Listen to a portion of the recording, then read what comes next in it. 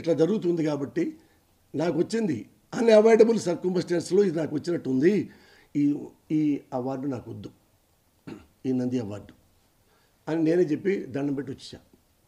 ఇది అప్పటి ప్రభుత్వం ముఖ్యమంత్రి దగ్గరికి వెళ్ళిపోయింది. ఒక ఐఏఎస్ ఆఫీసర్ చెప్పాడు, ఏమో అది డిస్టర్బ్ అయింది, ఏదో వాళ్ళు విమర్శలు ఇట్లా వచ్చినాయి, ఏంటి ఏం తప్పు జరిగిందంటే ఐఏఎస్ ఆఫీసర్ చెప్పారు సీఎం గారికి. అప్పటి సీఎం గారికి చెప్తే ఆయన సిన్సియర్గా ఫీల్ అయ్యాడు. మనం ఇంత బాగా చేసుకుంటారా అంటే ఎట్లా చేస్తే వేస్ట్ కదా, ఇది క్యాన్సిల్ చేసేయండి, నంది అవార్డులే క్యాన్సిల్ చేయండి అని చేయడం జరిగింది.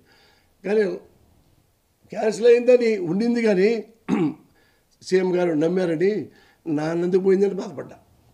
ఒకటే ఉంది 35 ఏళ్ళ నుంచి నంది పోయా.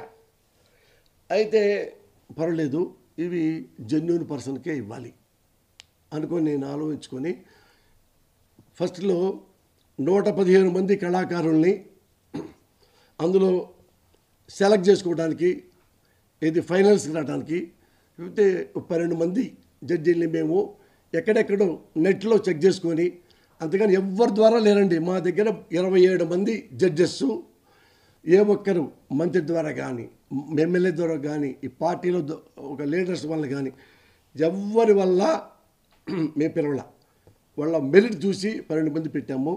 వాళ్ళు ఆంధ్రప్రదేశ్ మొత్తం తిరిగి 115లోంచి 38 మందిని సెలెక్ట్ చేశారు నాటకాలకి. ఇప్పుడు ఫైనల్గా అవి ఇప్పుడు ప్రదర్శన అవుతున్నాయి.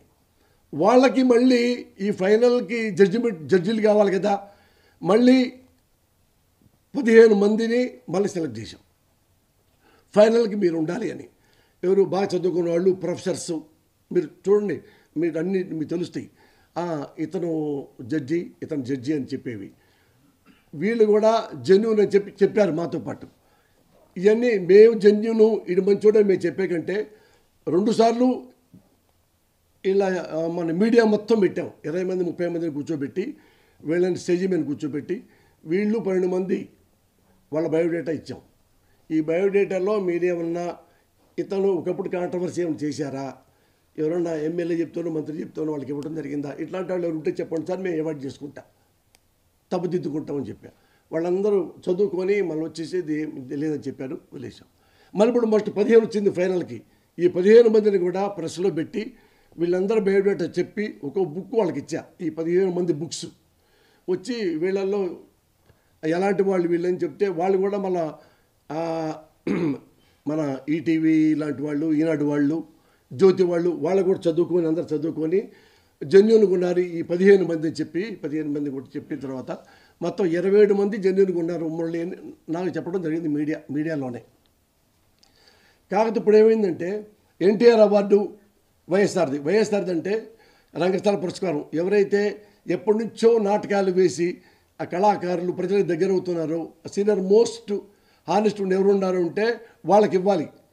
అది వైఎస్ఆర్ అవార్డు ప్లస్ 5 లక్షల క్యాష్.